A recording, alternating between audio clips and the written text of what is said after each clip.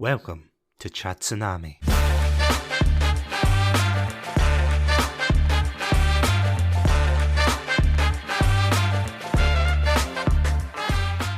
Hello everybody and welcome to another episode of Tsunami. I'm Satsunami and Sonic forcing himself to play these games is my very good friend Adam. Adam, are you still my friend? Hello, good to be back. And Satsunami, you know I'm your friend. If playing this era of Sonic games taught me anything, it's not to undervalue the power of friendship, which will conquer all. Yeah, we're just gonna high five and we're gonna double boost our way through this. Double boost. Because something together we can do it, blah blah blah. 80% of our forces are dead. You can't pull like those kind of statistics out at me, Adam. Yes, it was a very tragic loss. It was our slum, as it were. But don't worry, it's all fine. It was all described in like white text and a black background, so yeah. If you haven't caught up with the news, just read that, you'll be fine. So yeah, this is the third episode of Sonic Month, where we go into the modern age of Sonic. That's all I have to say about it. Thank you for listening. Now we can. Yeah, this is a weird one. And honestly, going back to like research for this one, I thought the Dark Age would be like the one where, we would have like the most to talk about, but oh, this is a doozy. There's a lot of fascinating material here. In a way, it's not as clear cut as the Dark Age. I feel there's a lot more nuance in this age about what went well, what didn't go well, what direction the series is going in. So it is a fascinating era, as you say. It's definitely, how to put this in the most diplomatic way possible, it's definitely a more family-friendly era of Sonic. Definitely. They were certainly aiming tonally for a certain audience. And of course, that was all kicked off with Sonic Colors, which came out in 2010. And it was for the Wii only. It was bright, it was colourful, it was everything that I kind of said, that's it, I'm done with Sonic. I'm going to be honest, like, right off the bat, before we go into the meat of this, I didn't play much of Sonic Colors. This is something I always say. I always go, objectively, the game's good, but story-wise, this just didn't grip me. Did you have a look into like Sonic Colors when you were researching this era? Yeah, so I looked at some gameplay footage of it, listened to some reviews. I didn't play this one, but it seemed to me that this one kind of set the tone for what Sonic was going to be in this era in sort of three major ways. Were you sort of done, certainly not say you were done with the series, but were you sort of getting a bit checked out with Sonic before Colors came out, or was Colors the straw that you were like, nah, I don't like quite what this is becoming? I think it wasn't so much about Sonic at the time. I think it was more because I was going through like my teenage years and things, and I just wanted a kind of change in more quote unquote mature games. Like I have said this before, but I wanted to play more games like Call of Duty, Halo. I wanted to play games where I was like, oh, I'm a badass and all of this. And it's like stupid looking back on it, but that's kind of how I felt. So when I saw things like Sonic Colors and just all of these games, like even Sonic Unleashed I wasn't really into until much later, and even then when I played it, as I said in the last episode, I was like, again, like everyone else's opinion, the day stages were great, the Werehog stages were an abomination, and it's like everyone was saying, oh, it'd be good without the Werehog stages, and my thoughts were just, if a game is good for 50% of it, that doesn't make a good game. That makes half a bad game. And I know that's very much a glass half empty like mindset, but I think by that time I was just like, maybe I should try different things. It's not you, Sonic, it's me. We need to see other franchises. So I kind of shopped around and I saw Sonic Colors came out, I saw it advertised, but it just wasn't enough to pull me back in. It's not one of those games that I would say, oh, I was rushing back. And from what I saw of it, from what I know of the story and the shift of writing, we will get into that in the episode, but the writing takes a significant nosedive in this era. But I feel as if in that respect, the actual gameplay got a bit better. Would you agree with that assessment? I think that's definitely, if narrative and gameplay are two sides of the same coin, it definitely felt like Sonic Team was focusing more on the gameplay, side of the coin than they were the narrative. Or they had a kind of, seems they had a direction they wanted to go in narratively, and they didn't really seem to try to deviate from that much in this era. It almost felt as if they were too scared to branch out. I mean, I say that comparing to the dark era of Sonic, I'd say that, but we got games in this era that, we've got Lost World, Sonic Boom, whatever the spin-off games were for Sonic at the Olympics, those kinds of things. It was a weird, janky era, which technically is still going on to this day, because as of this episode, Sonic Frontiers, which is a new game, hasn't come out yet, but it is actually, did you know this? It is being written by Ian Flynn, who is the writer of the current Sonic comics. Oh, really? I didn't know that. But before that, the writers, I want to say, for most of these games, the writers responsible are two guys called Ken Pontac and Warren Graff, who they certainly bring a certain tone to the series, if that makes sense. It's nothing like the Dark Ages. We're not getting any moral quandaries, we're not getting any gotta go fast, but we are getting a lot of nostalgia bait, we're getting a lot of quips, Marvel-y quips.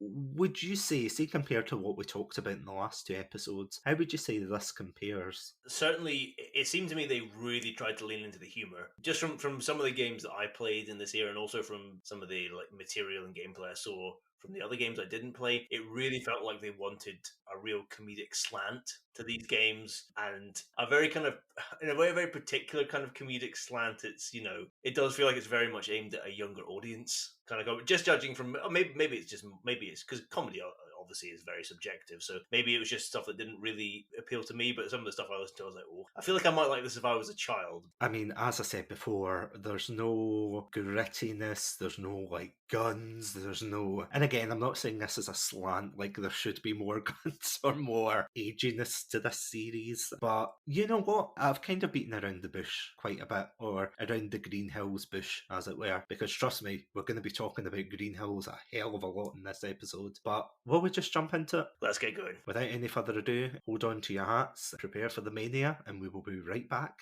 just after these messages. Welcome to Satsu and Adam, a variety podcast that talks about topics from gaming and films to streaming and general interests. Previously on Chatsunami, we discussed Game of the Decade, Deadly Premonition, the romantic thriller Birdemic, and listen to us get all sappy as we discuss our top 5 Christmas films. If that sounds like your cup of tea, then you can find us on Anchor, Spotify, YouTube, and all good podcast apps. As always, stay safe, stay awesome, and most importantly, stay hydrated. We are Beer and Chill Podcast. Podcast where we review TV shows, games, movies, and whatever else takes our fancy. So what are you waiting for? If you're a cool kid like us, you're gonna listen to the Beer and Chill Podcast. You can get it anywhere from Spotify all the way to your grandmother's radio. My name is Jan. And I'm Craigie C. And we are Beer and Chill.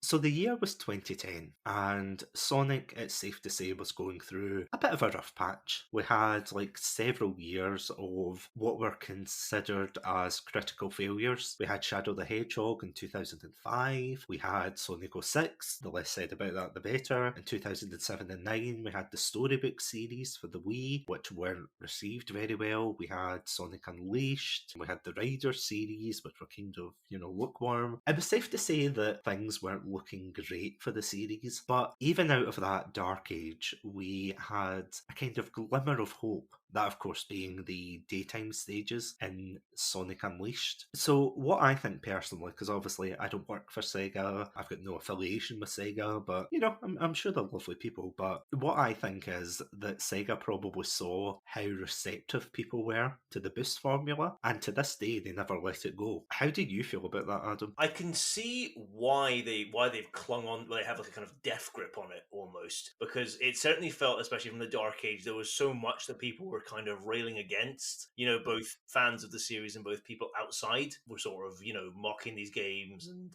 kind of up in arms about a lot of it. So I can kind of, I guess I can see the mindset that when there was something that people actually liked, you know, Sega and Sonic Team probably went, right, we're keeping this because this is, you know, one of the few, you know, quote unquote bright spots. So we'll stick with this and we'll kind of build. It seems like they then tried to build their games around that, tried to build it more around the mechanics, you know, rather than maybe going for like trying to build it around the narrative or the world or the characters. You know, it was a much more gameplay first approach. Business wise, it definitely seems like the way to go. If a game's not fun to play, then it becomes less of a game and it becomes more like a chore, doesn't it? Yeah, or like a kind of, you know, a glorified, I guess, not to criticize this kind of genre, but, you know, you get the visual kind of novel style where there's more limited interactivity. So what you're saying is the Doki Doki Sonic Club.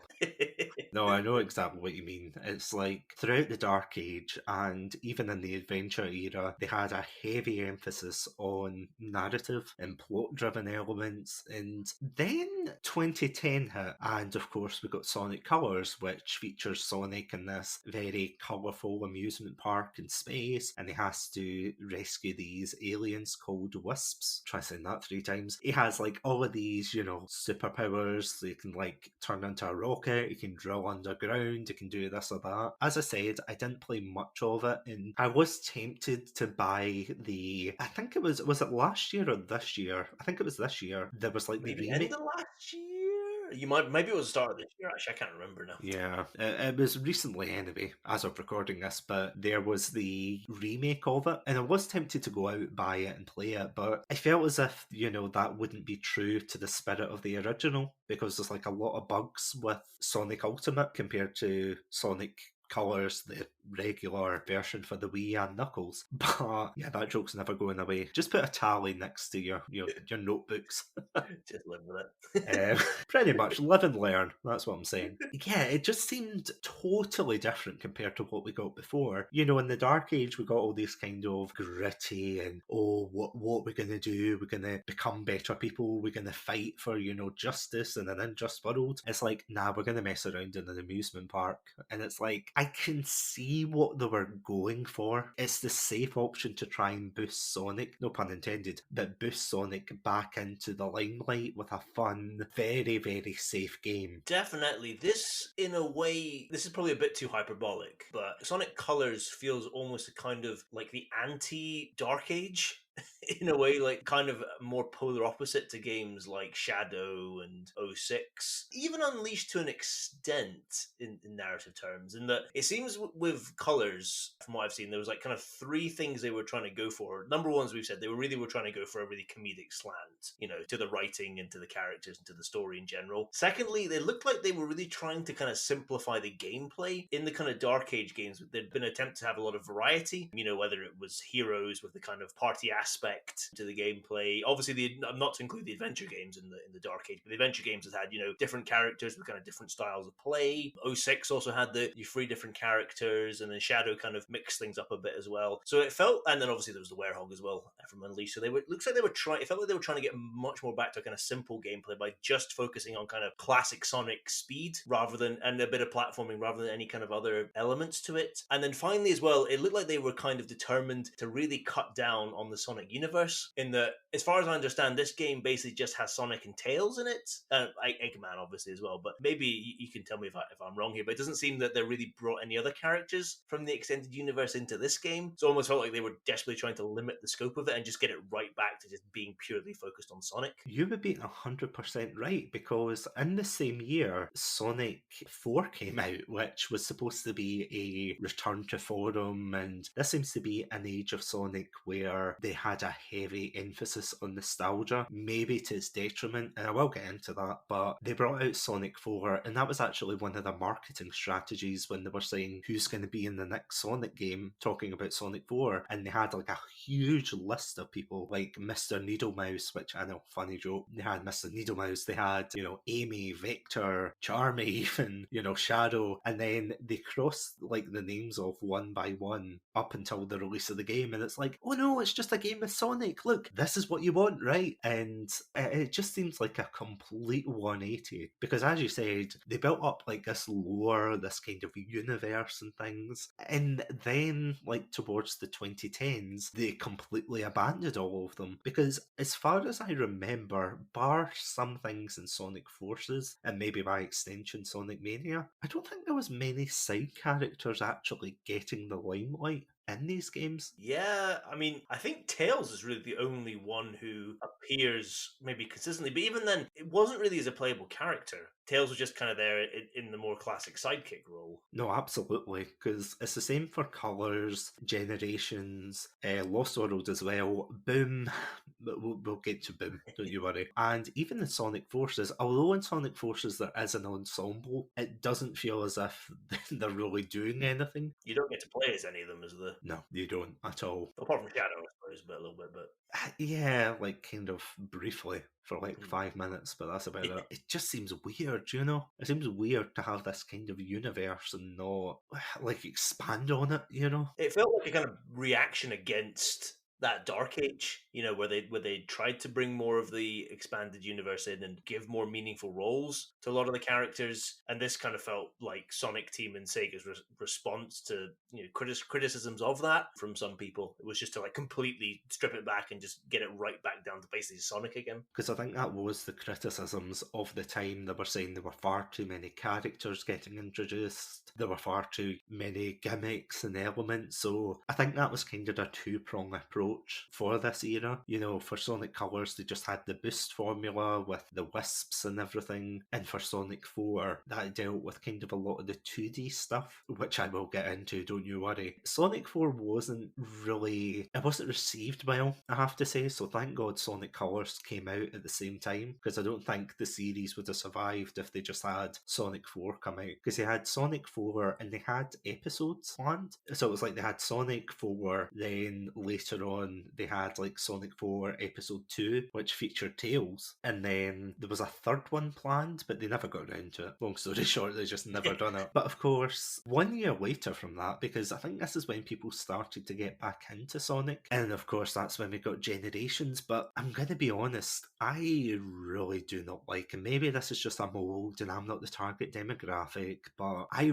really do not like the way Sonic is written in these games. Like, say before we move on to Generations, did you feel that when you were researching about Sonic Colors that Sonic had somehow changed? Definitely, it definitely seemed like the stories had got far more simple, and they weren't trying to, not to say grappling, because it's not like the Dark Age games were grappling with, you know, serious moral issues, but they did kind of, they were referenced, you know, they were brought up, you know, at points, but that seemed to be completely gone by this era, and it was much more, it seemed like with this era, and I'm sure we'll get into this more, but it seemed like this era was trying to appeal to kind of the original fans of Sonic, you know, those people who had become fans in the Genesis era, where obviously because of, you know, hardware limitations, the stories in that era of games were very simple because they had to be, and it almost felt like it was kind of reaching back, this era of Sonic was reaching back to that. So the more kind of complex and detailed stories of the kind of the, you know, the early to mid 3D era of Sonic. Maybe this is a controversial take, considering Sonic Colors is a lot of people's like favourite Sonic game, but I think they Nintendo-fied Sonic in this era. Maybe I'm being controversial in that, you know, there's a Sonic fan like slamming his fist going, "You've gone too far." But like, it feels as if like Sonic Colors only came out for the Wii, and later on we would see Sega and Nintendo basically in the same bed together, creating deals where I think it was around like 2012 to 2014, they had like a 3-game deal with Nintendo where they brought out, I think it was like Mario and Sonic at the Olympics, which fair enough, spin-off. They brought out Sonic Lost World, which is completely different, and they also brought out Sonic Boom, which they actually didn't tell the developers of Sonic Boom that they had this like 3-game deal, so the developers had to like scramble and try to make this game compatible with less powerful hardware, you know? I mean, this was the age where, you know, the Xbox One, the PlayStation 4, they were coming out, and they had to work with the Wii U. It's like, that's just crazy. So I think with Sonic Colors, like, and I'm gonna get the elephant out the room here, but the fact that Sonic is just, he'll run around calling Eggman Baldy McNosehair and things like that. Did you ever see those cutscenes? I did indeed. I did indeed. I saw that. I saw the Baldy McNosehair one. I saw the one as well where Eggman's like, nobody's going to stop me. And Sonic's like, hey, who are you calling nobody? Eggman's robot's going to proceed to explain that joke in case you couldn't get it. Yeah, because we're all babies. That don't get the joke is like, and again, I get it. This is a game series for kids, but would you say, see for like even the retro and dark age combined, would you say they were more universal compared to like the modern era in terms of the storytelling? Definitely. I mean, it's funny you saying that Sonic is a game for kids because I'm not sure I would necessarily agree with that because I think, as you kind of were saying there at the end, like I think this was a game series, especially in the kind of early 3D, that was trying to appeal to a kind of universal. But even the Genesis games, with their simplicity, was able to appeal to a kind of broader audience than just kids. And it feels like I would still say Sonic isn't necessarily a kids game, and I think there are still elements in these games to appeal to older audiences. But it definitely feels like story-wise they were really aiming for that younger demographic in a way that, like, a lot of Nintendo games, we consider them to be kind of kids games, but in a way they're not. Even kind of things like the Mario games, for their kind of simple stories and everything, they still appeal to like a wide audience because mechanically, they can still be quite complex and you can get a lot out of them by, putting time into them and understanding the mechanics and mastering them. And that's why people still love kind of the Mario series. And I think Sonic had that. It did still have that for a bit, but it definitely, with the story-wise, it seemed to be aiming at that, which is a shame because it does then kind of mean it looks like it's almost pigeonholing itself. Again, going back to what I was saying before, like, it does feel as if Sonic was Nintendo-fying itself. And what I mean by that is it was becoming very much of a sameness. We were relying on the boost formula, we were relying on this very simplistic sense of humour. And it can be argued that maybe Sonic Unleashed was like the precursor for this, because you had a lot of recurring characters like Orbot, I think his name is, which, by the way, Orbot, Cubot, do not like them, do not appreciate them. The cube, two robots. The two robots that follow him around and explain everything, and it's supposed to be haha random LOL humour, and you're like, I do not appreciate this as an adult. I do not. And again, you're completely right. It was one of these like game series that everybody could play at the same time, but now it feels like, don't get me wrong, obviously that's like marketing 101. I'm gonna get like a specific target demographic, but for Sonic Colors, I like being a teenager at the time, like maybe going on early adulthood, it just didn't appeal to me. I thought I'd rather be playing COD or Halo, and that would come back to bite me in the backside years later. But then we got Generations, of course, in 2011, which I have to admit, I love Generations purely for the utter fan service, the pandering and everything. But my god, the story is awful. But before I go into that, you played Sonic Generations quite a bit, didn't you, Adam? Yeah, I didn't quite finish it, but I basically got to the end of it. Pretty much, just a couple of boss fights left to do. But yeah, so I really like this game. I think this is probably, again, I didn't finish it, so maybe if I finished it, my opinion would change. But it's probably my favorite of the Sonic games I've played so far. I just found it such a joy to play. I didn't run into any kind of the mechanical issues that I ran into with some of the Dark Age games. But I felt it was a more refined gameplay than some of the Genesis era of ones, and I liked the fact that you had the kind of split between 2D and 3D Sonic, and it was nice to go back through these older levels, some of which I'd played before, some of which I hadn't, but I kind of knew by reputation. And I thought the levels were designed so well, and it was so much fun, and it was a perfect kind of blend of like level design and mechanics to create this just wonderful experience. I had one slight nitpick with it, which was Sonic Generations is the main story is quite short.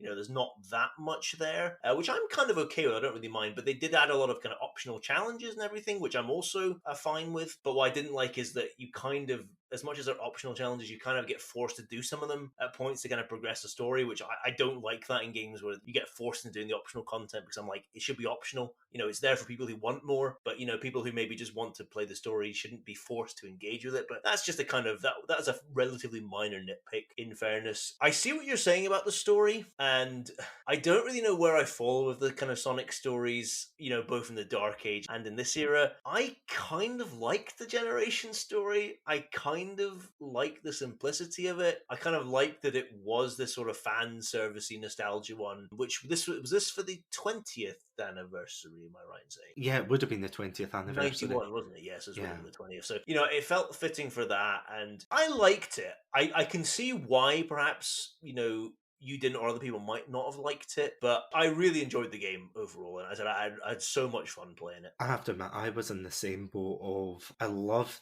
the remixed levels for both 2D Sonic and 3D Sonic. I loved being able to go through especially the adventure era ones, and even the Sonic Heroes one. I thought that was amazing. Being able to go through City Escape again, it was just amazing being able to play through, being able to play through these stages that you've grown up with.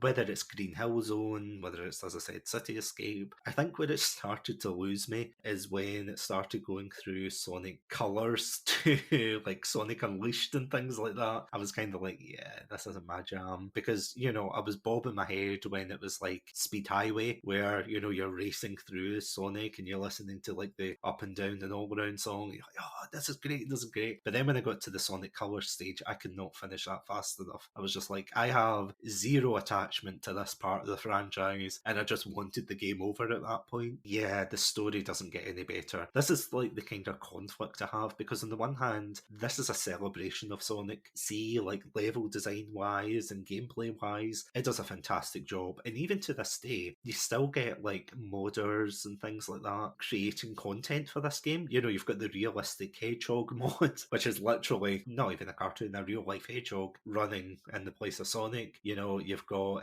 mods where it's in first person. You've got, levels that have been imported from other games. It is a really well-revered game, and I absolutely love it for that. The story, I will give it a pass on, but I just didn't like it. I didn't like the final battle either, I will admit, but I just didn't appreciate the fact it felt kind of kid-friendly. But I thought, okay, maybe this is just, a one-off thing, because it's it's Sonic, it's their anniversary, they don't want to pull a Sonic 06 again, like they did 5 years previously, and, they didn't want to put it nicely, poop the bed on this one.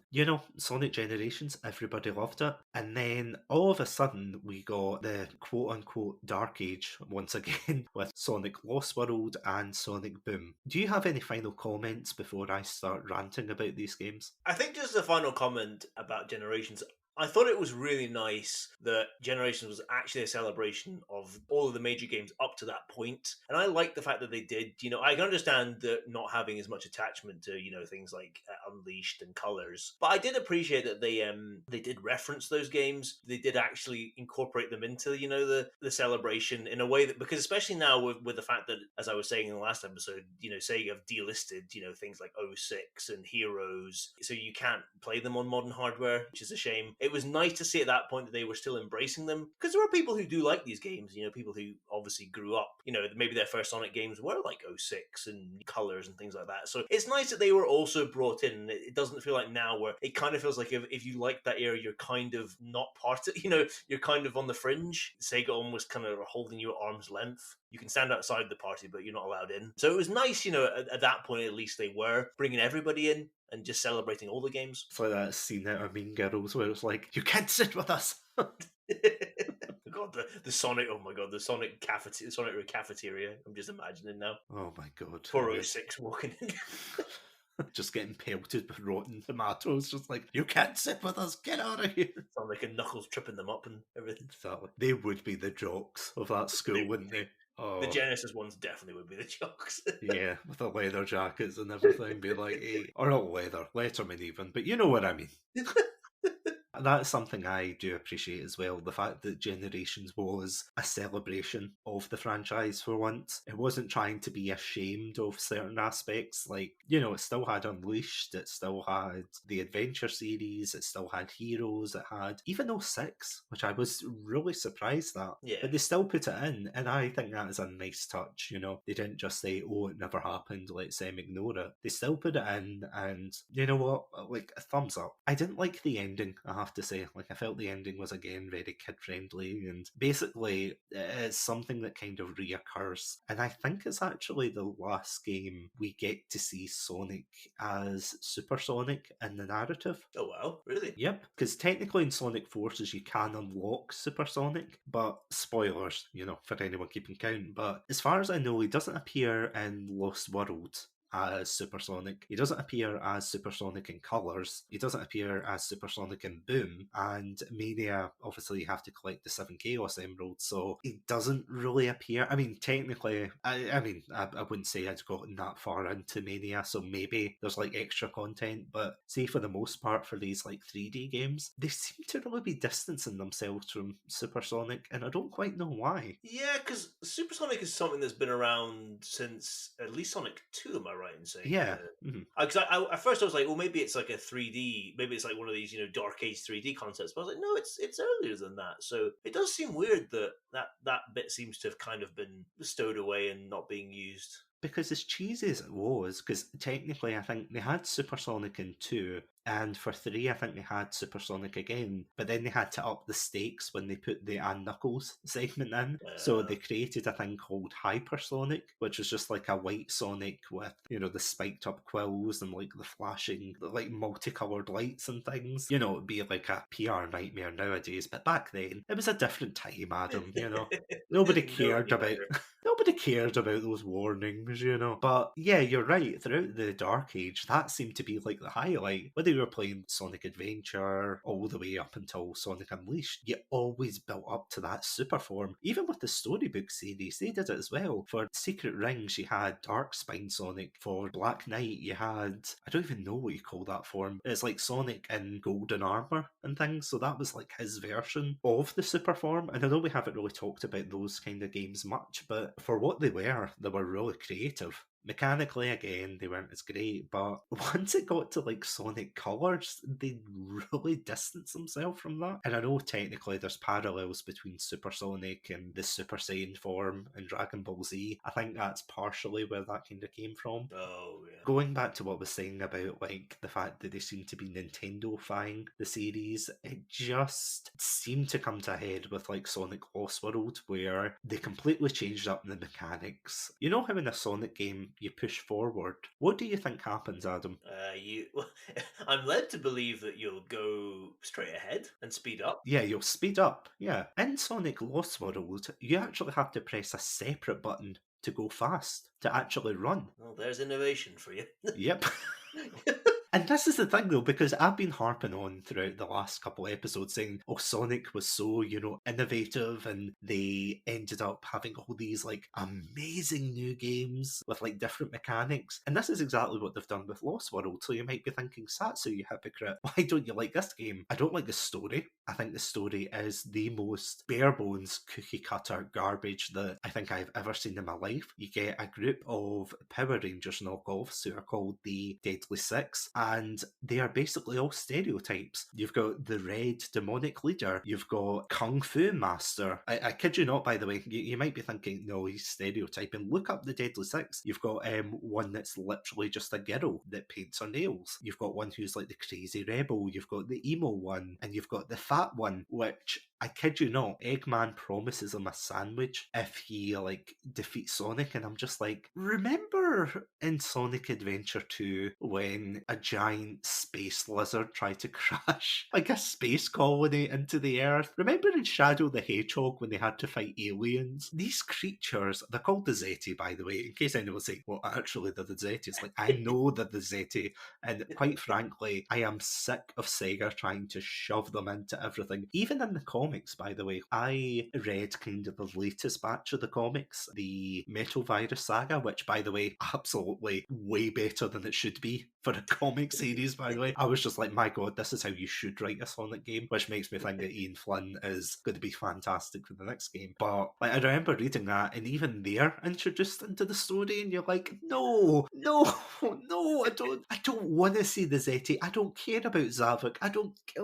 And this is the thing. See this kind of Sonic Colors based writing, it does not mesh well at all with serious aspects. Like, say what you will about Shadow, but at least it was consistent in how bad, you know what, it was. At least it was consistent with how crazy it was. Same with 06. At least 06 kind of kept a kind of semi-coherent tone, even though, you know, it had its wacky bits. Whereas Lost World does a scene where Tails, like, gets captured, and Sonic replies by saying, "Those sneaky greedy little," and then Eggman has this like really serious speech that doesn't mesh well. He's like, Tails Tails sacrificed himself for the greater good. Let us pay homage. No, I'm looking, he didn't say the last bit, but he didn't have like the presidential picture of Tails on his. I just got what you were doing there. Bravos. Thank you. But he does, he has a speech where he's like, Tails sacrificed himself for the greater good. And I know that's not what Eggman sounds like, but bear with me.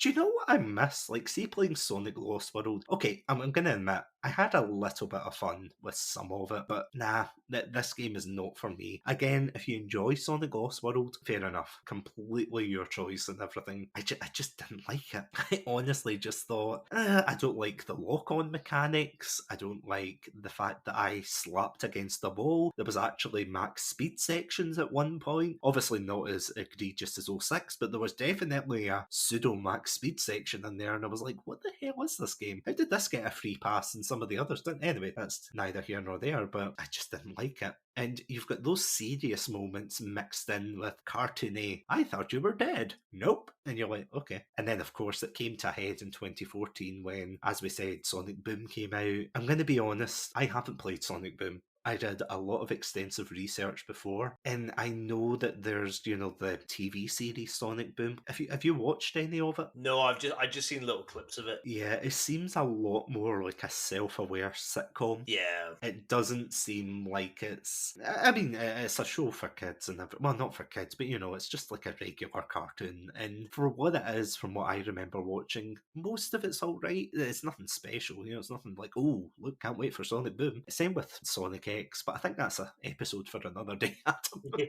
Yeah, Sonic Boom came out with radically redesigned characters, and, you know, they had the athletic tape around them. They had Knuckles as like a muscle guy instead of, you know, being stoic and, in your words, a stoic badass. Amy was a bit more developed, I have to say, which was good to see, and Tails was just, you know, regular Tails. But before I go on another rant, like, what do you know about the Sonic Boom part of the franchise? I've not played any of this. I watched a bit of gameplay and some reviews. So again, from what I understand, they were going for a kind of party mechanic type thing. Am I right in saying that it was one of these things that was designed for kind of co-op play with your four lead characters? And it seemed a lot more kind of classic platformy, a bit like, from what I understand, Lost World is like as well. It seemed to lean far more into the kind of classic platforming side of it. And it was interesting you saying earlier on about the Sonic series kind of Nintendo-fying itself. Because I saw a quote for this was for Lost World, but I saw a quote for Lost World, one of the lead designers saying that they were deliberately trying to target Mario fans and get them into the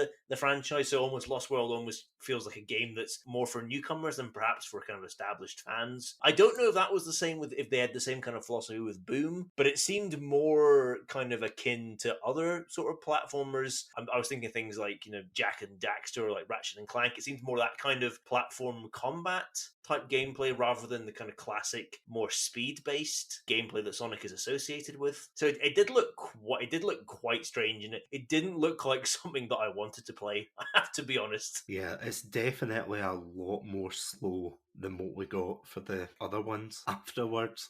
You're completely right. It's like that kind of slow-paced Jack and Daxter kind of gameplay, minus the guns, ironically enough. But it does feel as if you're right. It does feel as if they were kind of trying to appeal to like the Mario fan base, especially like if they're buying Nintendo consoles and they've got those kind of games featured on there, then it would make sense to copy Mario, which kind of shows you how far Sonic has fallen. Again, like in the 90s, Sonic used to be the anti-Mario, and kind of in this period of Sonic, he became, I don't want to say a Mario clone, because that's not fair, but definitely became very similar to Mario in this period. Definitely tried to borrow from those games. Well, I mean, if I have to see one more level that makes no sense, like, I get it. Sonic is a cartoony platformer, but in Lost World, there's literally one scene where it's like, oh, you go to this part of the Lost Hex, which apparently is just this random world that's chilling above whatever world Sonic comes from. You know, they never explain it because copyright. But, you know, it's like, oh, it's the Lost Hex. It's like, great Tails, what the hell is the Lost Hex? You go to like this level where it's like giant donuts that are just floating in the air randomly, and they did this with Sonic Colors as well, but like, I hate that aesthetic. I hate it so much because it's and this is going to sound weird, me saying, oh, it's not believable because, you know, it's a Sonic game, but like, why? But why are there donuts just flying in the air? Why is it like, oh, look, it's Candyland? It's like, what is this? It's like, have a word with yourself. Stop making these games when you're hungry. Like, genuinely, I feel as if someone's programming these games when they're hungry, and they're like, maybe it's like the programmer that got let out of his cage, you know, and it's like, what level are we going to program today? And he says, please, I'm very hungry, and he goes, of course, a candy level. Back in the cage you go. And it's like, I just don't get it. You know, Sonic levels used to be, they were vibrant, sure, they were like kind of over the top. There was a lot of wacky things that obviously didn't make sense, you know. This is like the whole Pokemon makes no sense because it's 10-year-olds with massive world-ending monsters, or, oh, Mario eats mushrooms, haha, funny joke here. And, you know, obviously with Sonic, oh, they wouldn't have giant loops and it wouldn't make sense to go around the city, but like, when did it go wrong? That we had candy-filled levels like this. I hate the aesthetic. I absolutely hate it so much. Unfortunately, they didn't carry that over to Sonic Forces, but will we just force ourselves and go into like Sonic Forces and Mania? We might as well, unless you've got any more bile for Lost World or.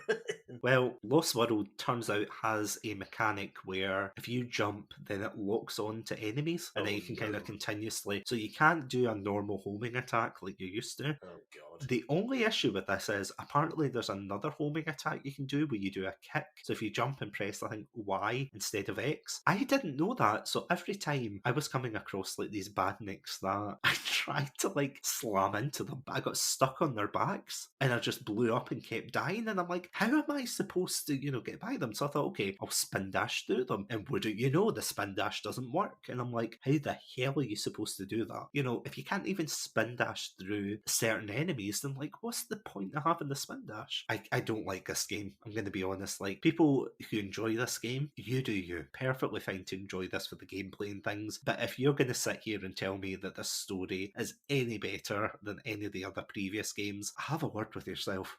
Just don't, like, I'll accept that the gameplay can be fun at times, but don't sit here and tell me that the story is any good. It's not. And this is coming from someone who grew up playing like Shadow the Hedgehog, Sonic 06, Sonic and the Black Knight, Sonic and the Secret Rings. No. Anyway, that's my rant over. Let's go on to Sonic Forces. Seeing as this was like the kind of last game that you played, Adam, do you want to take on Sonic Forces? Oh, sure, I'll go for it, because I actually just finished up this morning, day of recording. So Sonic Forces, in a different vein to some of the other titles of the kind of modern era, Sonic Forces tries for a more kind of grander story, kind of a little bit in the vein of some of the Dark Age titles. So basically, the game opens with Eggman conducting his latest nefarious plot, and Sonic arrives to stop him. However, Eggman has a new ally with him called Infinite, who is a really powerful character who is able to kind of bend reality. And Infinite makes short work of Sonic, and you know, we cut ahead to several months ahead, and we discover that Eggman has basically taken over the planet. Eggman and Infinite have captured Sonic, they've asserted control over the planet, but there's a resistance, you know, comprised of all your favorites of Tails, Knuckles, Amy, Ruby, Silver, etc., etc. And they are doing what they can to try and A, combat Eggman and Infinite, and B, also rescue Sonic. And so the game is divided kind of into three kind of main sections. So for a lot of the game, you'll be playing as Sonic in the very kind of classic boost formula speed sections. Also, classic Sonic makes an appearance in this game. So again, that's that kind of 2D gameplay reminiscent of Generations and obviously of the originally of the Genesis titles. But also as well, Forces had a unique thing that you're able to make your own custom character who joins the Resistance and helps them fight back against Eggman. And the original character's gameplay is kind of very similar to 3D Sonic's, but you have the kind of some of the wisp powers from Colors, which kind of incorporates. So it's a slight difference to the Sonic 3D gameplay, but not too much. Yeah, so there's nothing inherently wrong with this game. I played it. It didn't really frustrate me. I didn't get annoyed at it. I didn't think it was bad. I just think it's severely underwhelming. The levels, there's 30 stages in this game, not including secret stages and challenges and things like that. And you might be thinking, 30, that's quite a hefty chunk of content. They're really not, because a lot of these levels you can kind of finish in about 2 to 3 minutes. So you can really blast through this game very quickly in a couple of hours, really. The levels they look good, and it can be sort of fun to play them because they are quite spectacular and a lot's happening, but you kind of quickly realize that they seem very handholdy. You don't really have much ability to kind of deviate from the path, and like in the kind of older Sonic games where you could find alternate paths and you had that kind of element of control, you don't really have that in this game. It kind of feels like it's sort of like shunting you along a very particular path, and every now and then you'll press a button to do a few things, but the game is very much guiding you, and so that kind of takes away a lot of the fun. The gameplay is like this. I found the 3D Sonic gameplay to be very kind of refined, and I thought it played well, and the same with the kind of Avatar as well, because the original character, because they're very similar gameplay styles. It works well, but it doesn't feel like anything special. I didn't get that wow factor that I got when I played Generations, or even when I played some of the day missions from Unleashed, and even back to some of the old Genesis games where I was like, and saying them all now, but the adventure games as well, the ones that I played, you got that sense of wow at some of the missions and some of the moments. I never really got that with Forces. The story is... It's admirable that they tried for a kind of grander plot, but it feels so at odds, because on the one hand, they're trying to bring back these more kind of epic themes from the Dark Age, but they're at the same time trying to keep it within that comedic setting of the modern games, and they just don't mesh well. It feels like it was rushed, the game. Like, the cutscenes are so short, and they finish so abruptly, and then it kind of cuts to text boxes, with characters explain things, and it just feels so disjointed, and things happen in missions, and you're not really sure what's happening or like what you did to make it happen, but you're just told that you've done something. You're like, okay, great, and then the mission just ends, and you're like, oh, okay, I was expecting a bit more. It just feels like such a disjointed product, and it's just nothing special. And that, I think, is really the thing about it. It feels run of the mill, but not even that kind of competent run of the mill where you're like, okay, there's nothing special there, but I can have fun with it. It's just so underwhelming. That's the word I keep coming back to. I played it, but it's not a thing that's going to stick with me. It'll be one that I'm going to struggle to remember really anything about it, I think, down the line. The reason I played this game so much is because, for all my fellow Scots and UK people out there, you'll remember a thing called The Beast from the East, which of course was a terrible snowstorm that came in and basically grounded the country to a complete halt for a whole week. And I remember playing a lot of Sonic Forces during that time, and I'm in the same boat. See, at best, like, I'm going to get the good points out of the way here, but at best, Sonic Forces was relatively workable. I had fun for what it was. I blasted through the levels. I've actually got an S rank for every single level except for like 2 of the Shadow levels, which I know you were saying that to me as well about getting S ranks really easy. Yeah, again, it feels undeserved for a lot of the ones that I got. I felt like some of the levels I died a couple times. That's the thing as well, there's no real penalty for death in this one. Like in the old games, at least you felt like there was kind of you're like, oh god, I'll have to restart the level again. You don't get that at all. You've kind of got infinite tries really if you reach a checkpoint or anything like that. And as I said, like I just felt like I was getting S rank so easily. I was like, I know I've probably got a bit better at Sonic games, but I don't think I'm like that great at them still. Do you mind if I rant about the story for this one? No, please go for it. That's it. I'm taking off my inhibitor rings here. I'm smashing the picture of Sonic and Shadow I have on my desk. You know, you'll hear the smash in the background. I'm going all out here. I think that, see, the advertising for this game is nearly on par with Halo 5. And I can't believe I'm making that comparison. Wow. Now, I'll tell you why, Adam. I'll tell you why, because I do have a case for this. Basically, when this game was advertised, they slowly teased out who was coming out. So, you know, they had Sonic, of course, you know, fighting the massive badnik in the city. And then they introduced classic Sonic again, which obviously it was good for a one-time thing in Generations. But when they just brought him back, I think everyone collectively was like, okay, they're doing the nostalgia bait thing again. Because they're like, oh, it worked in Generations. Because Generations was a celebration of the franchise, guys. It wasn't like, we don't want this in every game. And of course, we end up getting like 50 versions of Green Hill Zone. Thank you, Sega. Which makes me sick of Green Hill Zone now, which is a shame because it's such a well-designed zone. And obviously Sega know that as well. So they're like, oh, look, Green Hill Zone. It's like, we get it. Because even in the Sonic movie, they did that as well. They introduced Green Hill Zone as being amazing. I never want to leave this and blah, blah, blah. Anyway, all I'll say is classic Sonic's gameplay is horrible. His momentum doesn't pick up at all. His speed doesn't even go over some ramps and loops at times. It feels as if he's been rushed in severely. Oh, and did you pick up what they said about classic Sonic? Oh, is it this kind of retconning of his story? Yeah, so it's like, from what I gathered in Generations, they said that, oh, he was, you know, Sonic from the past. But in this one, they're like, oh, it's Sonic from a different dimension. And it's like, excuse me, Sonic from a what now? A different dimension? What? No. And again, this isn't me being like a salty fanboy, which I usually am, but why did they have to say that? You know, again, going back to some other points I'm actually really angry at. Well, when I say angry, I just want to clarify, because I'm looking at my Red Panda lawyer in the corner, and he's like kind of, you know, he's giving me the careful what you say look. But basically, this is the game where you can create your own OC, okay? And see, let's face it, if you're a Sonic fan out there, you've probably made your own OC. You have been waiting for the day you can create your own OC. But this is the most cookie cutter version of this I have ever seen in a game. See, from an outsider perspective, how did you feel about it, Adam? It did feel limited in a way. I didn't really play around with it very much. I'll be honest. I made a kind of I made my my original character based off my dog, so I kind of made it was I didn't really play around and see all the options, but it seemed like they put a lot of effort into the kind of customizable stuff. You know, like the clothes and so there seemed to be quite a lot of options to do with that, which you kind of unlock as the missions go on. But from my kind of cursory glance, it didn't seem to be all that much when you're actually kind of building, you know,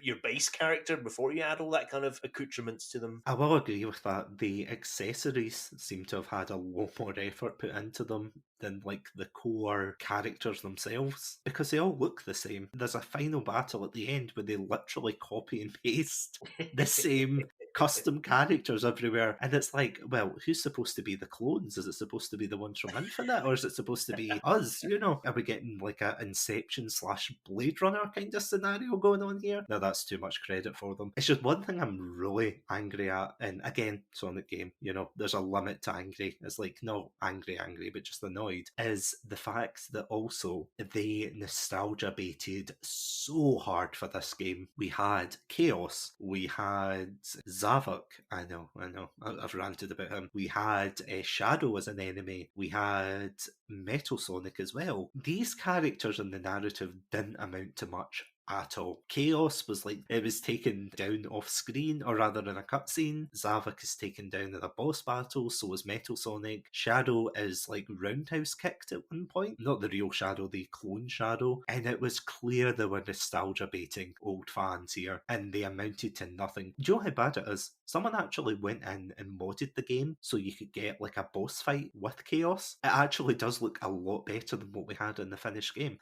I actually can't believe that. I genuinely can't believe they would do something like that. And you can argue, oh, the game was rushed, it was the executives. But I'm going to be honest, and this isn't like a slight at the, the actual people who make these games, because I know they obviously don't have a choice in the matter about whether these games are rushed or not. But I am so sick of hearing this from the gaming industry. I am so sick of people saying, oh, the game was rushed, therefore we should just accept all the flaws in it. It's like, no, you're putting out a product there under the good faith of the fans, whether it's Sonic, whether it's whatever other franchise you want to put in here. It gets me really riled up, because I thought, you didn't have to have Chaos in there. You didn't have to have Zavok. Then again, who's weeping over Zavok? You didn't have to have Shadow and Metal Sonic in these games. You could have just had Infinite, because Infinite was like intimidating enough. But do you want to know why Infinite went to the dark side? I feel like I did read this, but I've instantly forgotten it. So remind me. Basically, it's if you play the Shadow DLC, it's because Shadow was infiltrating one of Eggman's bases,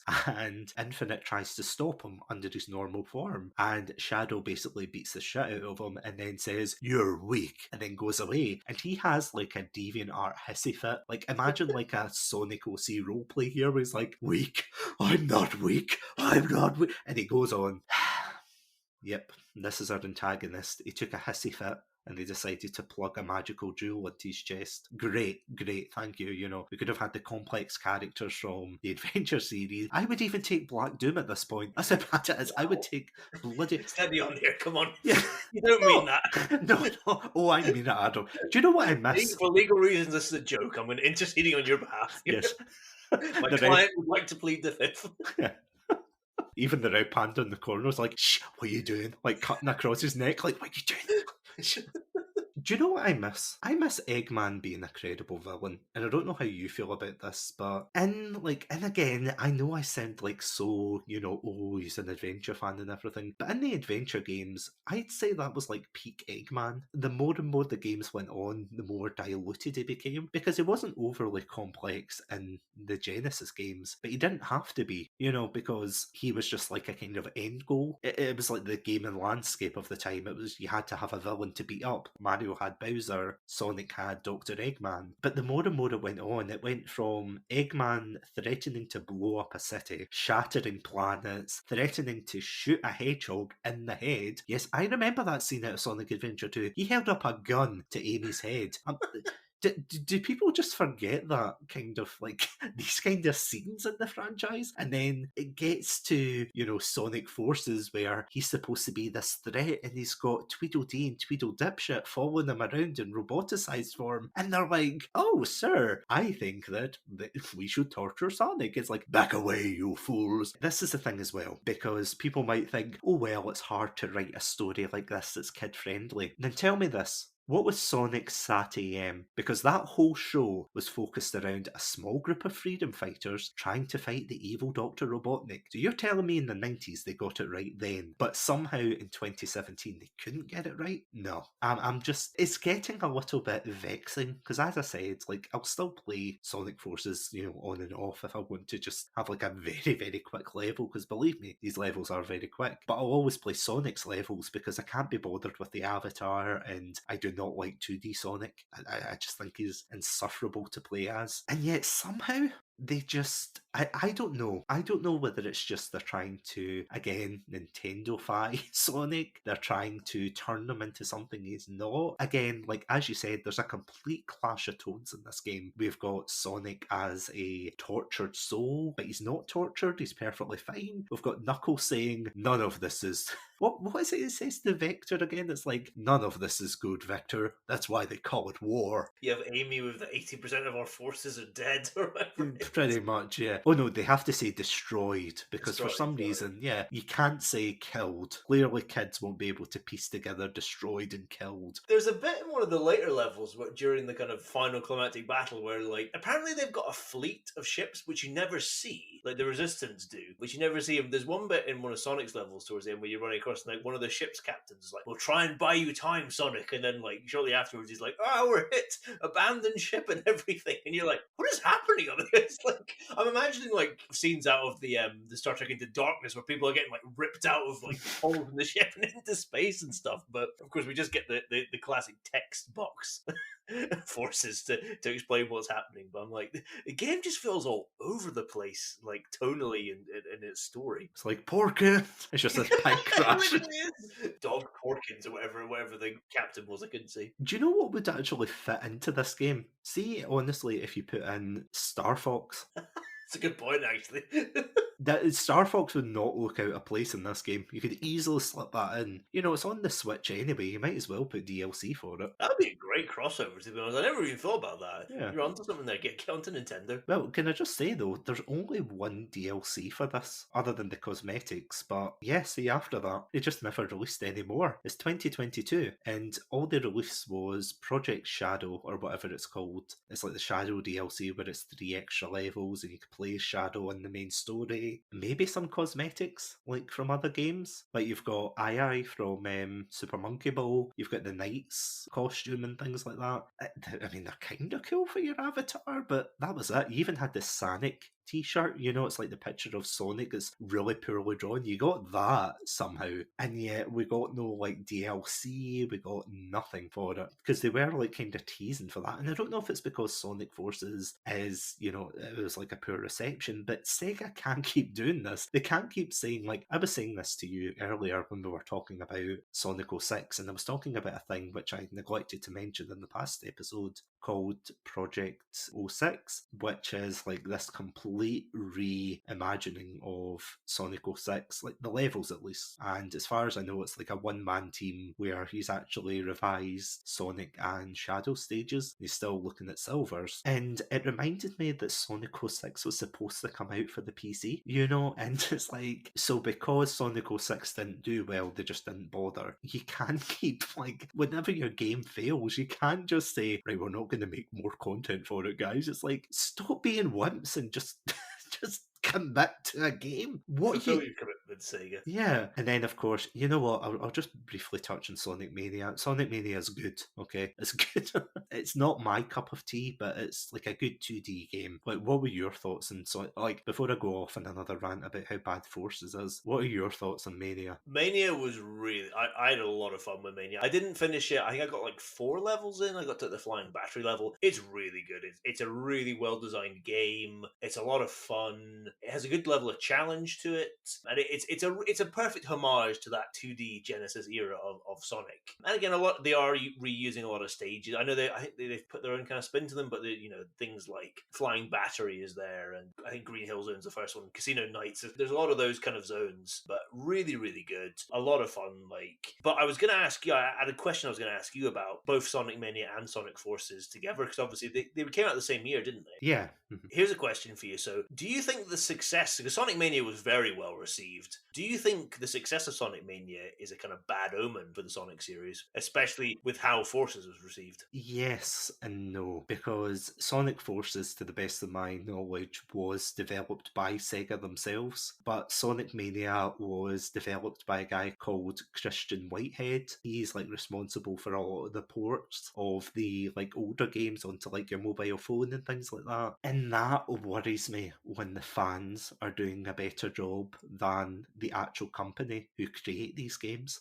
When I say worrying, obviously, take that with a pinch of salt, but it just seems bizarre that the fans are doing, like, as I said, with Project 06, with, you've got Sonic Robo Blast 2, which is another fan game. You've got all the modding community for Generations. They're all doing fantastic work, and I feel as if Sega just don't know how to go forward with Sonic. I mean, I don't know, maybe I could be eating my words when Sonic Frontiers comes out. Like, maybe Sonic Frontiers will be fantastic, it'll be a game changer, it'll be the best thing since, I don't know, Slice Spin Dash. But it's hard to say. On the one hand, I'm glad Sonic Mania came out, and I'm glad that people enjoy it. For me personally, as I've said before, it's no surprise that I'm a huge adventure fanboy, but I was not a huge fan of the 2D games. Again, this isn't me like saying, oh, they're bad or anything. They're not. They're great games. It just wasn't my cup of tea. I prefer the style of the adventure games, but I'm worried that because the 2D aspect is starting to slowly creep into the 3D, and maybe with Frontiers they're going to do away with that, but up until this point, one thing I really hated was the integrated 2D aspects. Whether it be with colours, generations, Lost World had it as well, and Forces had bits of it, and you're just like,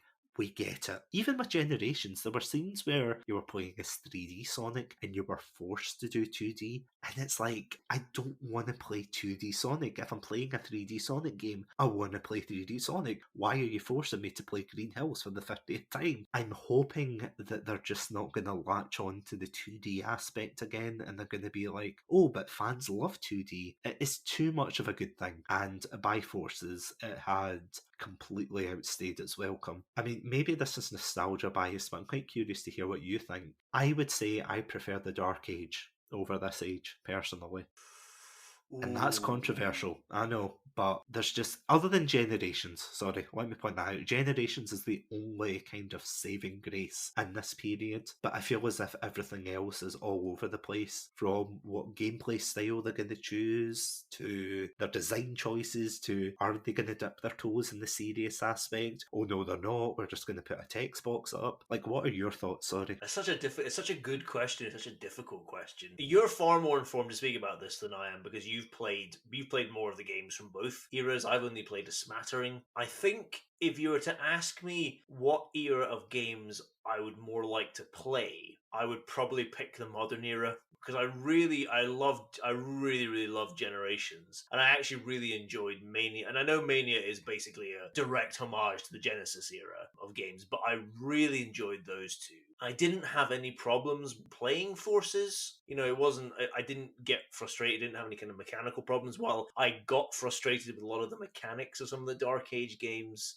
That being said, I kind of admire more the attempts in the Dark Age, because I think they were trying to be slightly more innovative. As much as I don't particularly like the stories from a lot of the Dark Age games, I admire that Sega and Sonic Team were trying to make kind of grander, more epic tales than what they're doing in the modern age. So I don't know where I fall here. Because it's that way of...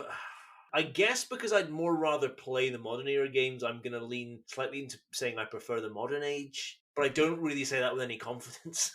I will sit very uncomfortably on this fence, I think. I totally see what you mean. I will agree that the modern era is by far the most, like, technically, like, gameplay wise, it's the best era of Sonic. Because even with Mania, like, Mania is leaps and bounds above what the Genesis maybe provided, and that might be, like, you know, controversial, but it was like they kind of honed in all of the best bits of Sonic into, like, one loving game and loving tribute. You know, it even had your boy Fang in it. I know. I was so happy when I heard that. Yeah, you know, you had, like, even, I know they were technically like mirages, but you had, like, Bean the Dynamite, you had Bark the Bear, was it? Or Yeah, Bark the Polar Bear. yeah. You had Mighty and Ray the Squirrel coming back. It was just such a love letter to the fans. It's just a shame that it was tied into Mania, because they have, like, the Phantom Ruby that you have to try and get back, and it's just a shame.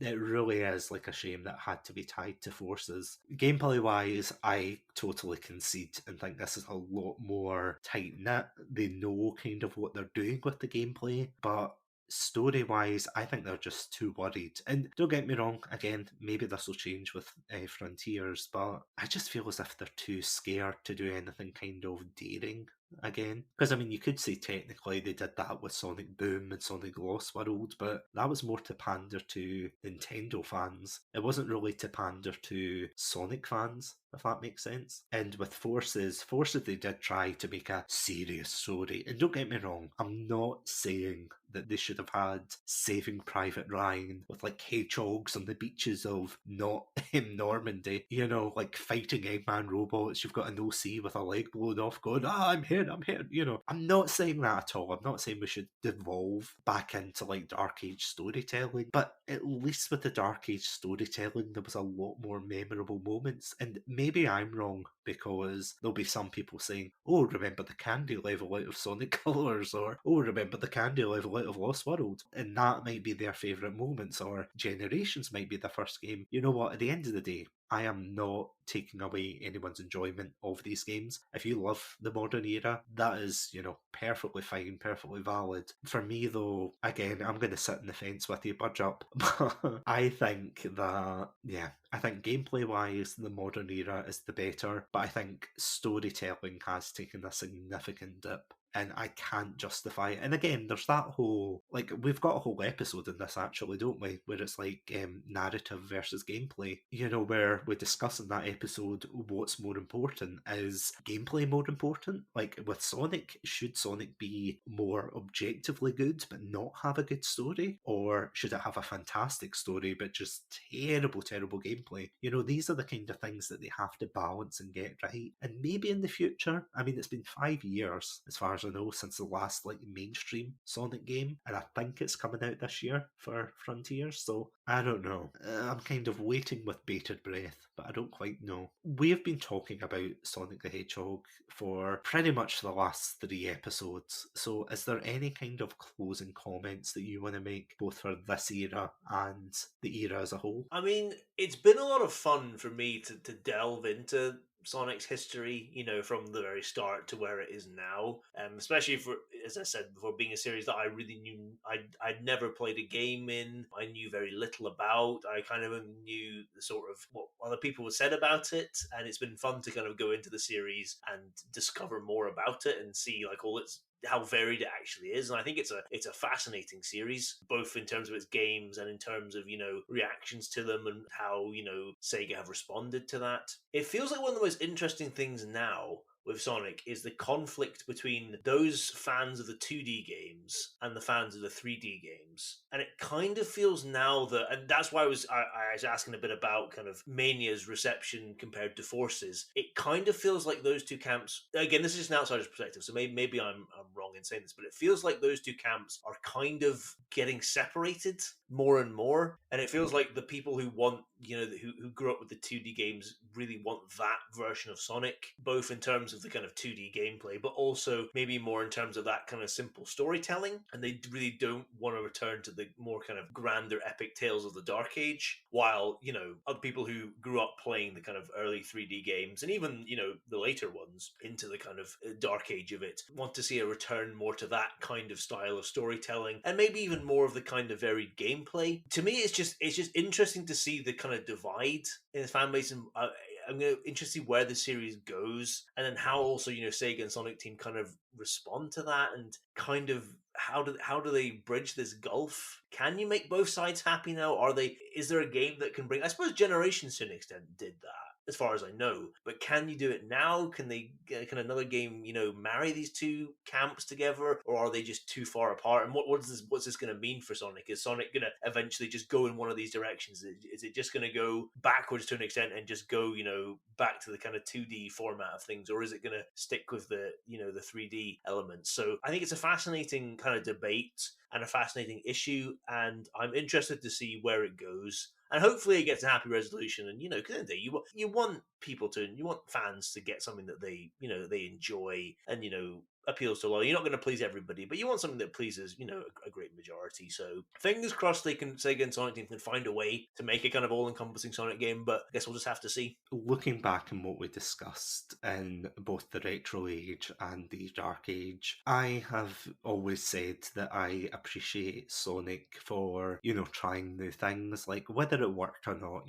like with 06 or the Adventure series, with Heroes, they were always trying something different. But I think that's come to bite them them in the modern era, where I think in the Dark Age, people were getting sick of these 3D platformers and they're like, oh, we want a return to form with Sonic as a 2D side scroller. So therefore, we had the 2D sections in Sonic Colors, we had Sonic 4, Sonic Generations, of course, had it, Lost World has aspects of it. I don't think Sonic Boom has it, but Sonic Forces has, and of course, that culminated into Sonic Mania, which now people are kind of sick of Sonic as a 2D platformer again, because it feels more like nostalgia pandering of, oh, it's Green Hill Zone again, yay, it's classic Sonic again, yay, it's modern Sonic, yay, you know. And this is the problem. This is the inherent issue, that they have diversified so much over the years that I don't think they can please everyone anymore. Again, you're never going to as you said, you're never going to please everyone.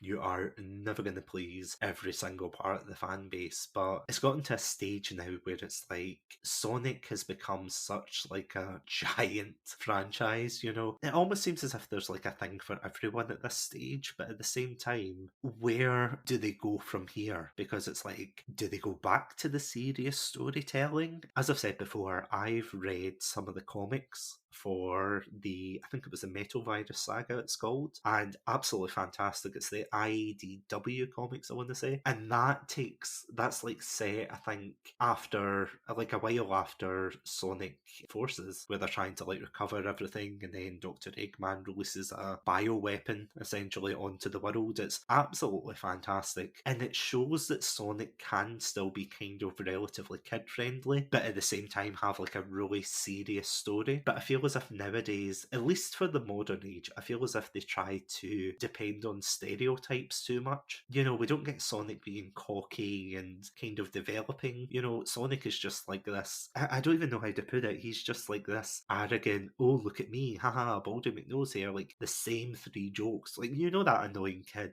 in school where it's just like... Same repertoire.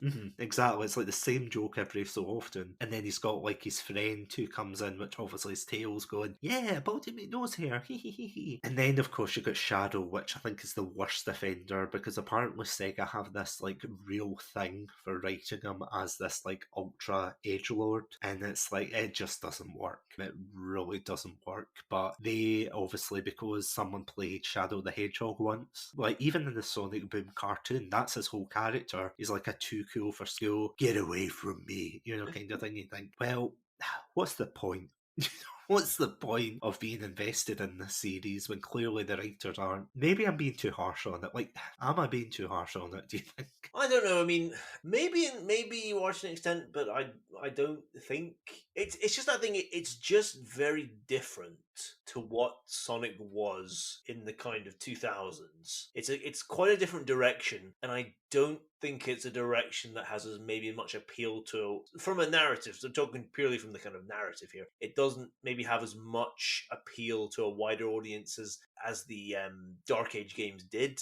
At least, you know, they had the humorous elements, but also they had more kind of serious epic storytelling that's kind of absent from the from the modern era. So I think your criticism is valid to that extent. Thank you. As my red panda legal aid on the side is nodding in approval. We'll see how it goes.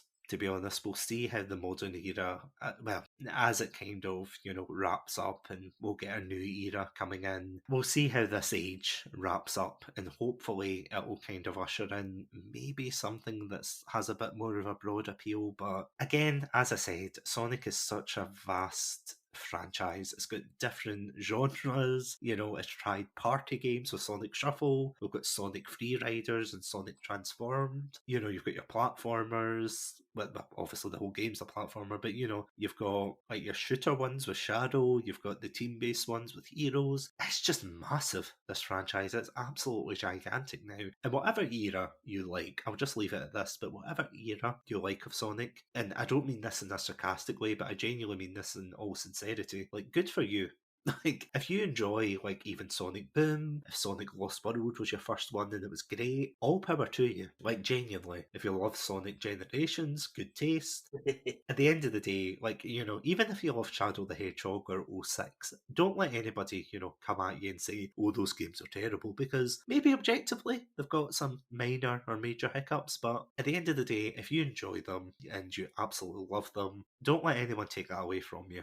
And especially being like a Sonic fan, don't let anybody buy into the meme of saying, oh, Sonic is a terrible franchise and everything, because you are going to get people like that. But just ignore them and have fun with the franchise. So yeah, that would be my kind of closing point. Couldn't agree more. And yeah, on that note, will we wrap up? Let's do it. Let's put a bow on this. Adam, thank you so much for the amount of research that you've done for this episode, and really all episodes for this month. Oh, it's been an absolute pleasure. Like I enjoy doing research anyway, but I'm so happy how much I enjoyed kind of researching the Sonic series because it's a fascinating series. I was saying this to you earlier today before we started recording. I think it's one of the most interesting game series out there, just in terms of, as I say, the games themselves, but also the history and the kind of thoughts behind it, reactions to it, responses to that. It's just a fascinating series to look at and to examine. So it's been my pleasure. Honestly, I really appreciate it because I know you did suggest this month,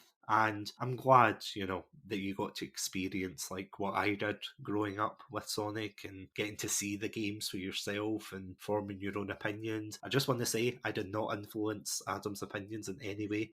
All opinions are his own, so nope, not me. So don't sue Satsu for anything, but sue me. But please don't. I don't need that right now. As I said, I've got a red panda lawyer in the corner, so he'll have at it.